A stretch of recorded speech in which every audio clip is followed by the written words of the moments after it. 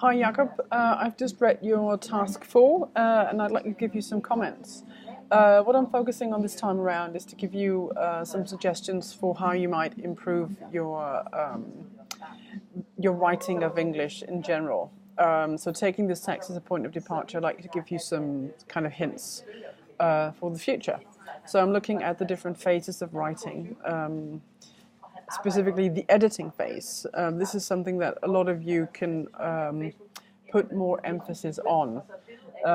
What we mean by editing is the phase once you've done your draft and your first conceptualization of what you want to say with your text, you start to edit. And it includes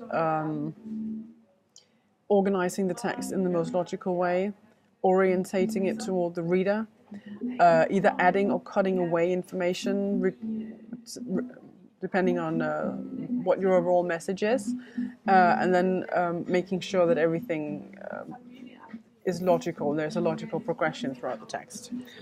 There's obviously a back and forth when you write. You're not kind of exclusively in the conceptualization phase or exclusively in the editing phase. It kind of goes back and forth. But it's a very good point to somehow separate these phases so you know what you're doing. So when you edit, try to edit or to be focused on editing. Ideally, you leave the text, then you come back and edit, leave it again, etc. Professional writers will edit 5, 6, 7 times before they hand in something. Once you've done your editing, of course, there's the proofreading, which is when you catch typos and grammatical errors, things to do with layout, things like that. But this is to do with editing. Before I go into that, I will say you've succeeded in orientating this text to the reader. You've got a good introduction, and you've got subheadings. So that's a really good help for the reader. And the kind of added bonus of that is that you seem more in control of the text, and it gives you credibility. So you kind of make yourself seem more in control, and that means that we are more likely as readers to trust what you're writing. So that's an added bonus. I will say, however, in the introduction, there's a lot of kind of skipping of lines. There's a lot of line spacing, which seems a little bit superfluous. Because the layout of the introduction is a little bit fragmented. And as a reader, I'm going like, okay, what's the point of this? Is it what? Because once you skip a line, it means you give, and there's just one sentence. That sentence becomes really important. I think you've got 2 or 3 of them. It's like they're shouting at me. I'm important, I'm important. And let's face it, they're not that important, all of them. You know?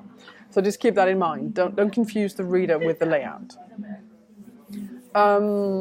So, this text works very well. So I'm going to focus on the things that you can do to make it even better. First of all, in your paragraphs, never use bullets or lists for this type of text. You use bullets and lists if you have the type of text, the type of genre that needs to convey a lot of information very quickly and in a very and that information is allowed to be kind of superficial. This text is argumentative. This text wants to hear how you can construct a good argument, how you can use information to base your opinion, basing your opinion on this information. So we don't want you to be superficial. We don't want you to be quick about anything. So no lists, no bullets. Just write it in straightforward prose. If you want to sort of make a list, you just organize your paragraph with a topic sentence and then go firstly, secondly, fourth, thirdly, finally. Otherwise, as I say, this text works well, so there's a good organization in your paragraphs. So what you can do to tweak this and make it even better is when you get to the point where you are going to be discussing and assessing this problem or these different points of views regarding comprehensive approach, I'd like you to try and make your voice more assertive. Kind of big yourself up. You can write things like, it would seem obvious now that what Denmark should be doing, or it's clear to me that the way to fight ISIL is by all the evidence points towards, or my analysis clearly states or clearly says that.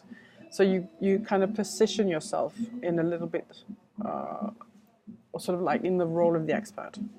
You're allowed to do this because you have considered more than one point of view. So you're allowed now to speak with authority on this issue. And that's a linguistic task. The conceptualization of it is in your analysis, in your understanding of the different texts, and in your kind of synthesizing the different points of view to create a new whole. That's your analysis. So that's the conceptualization. The linguistic task is writing it so it's got some punch. And you can definitely work with that. I'm saying this because there's a lot of things that are working. You do write well, you do write with nuance, and you've got good vocabulary, all of that. So this would be like the cherry on the cake. So intonation. Keep orientating your reader to, or your text to the reader. Keep organizing your information in solid, straightforward paragraphs. And when needed, see if you can be a little bit more assertive and powerful in your style of writing. Okay. That's it for me. You can write me if there's anything you want to have elaborated, or grab a hold of me on the final Friday of the course. I'm going to be there in Yorkshire, so I'll see you then. Bye.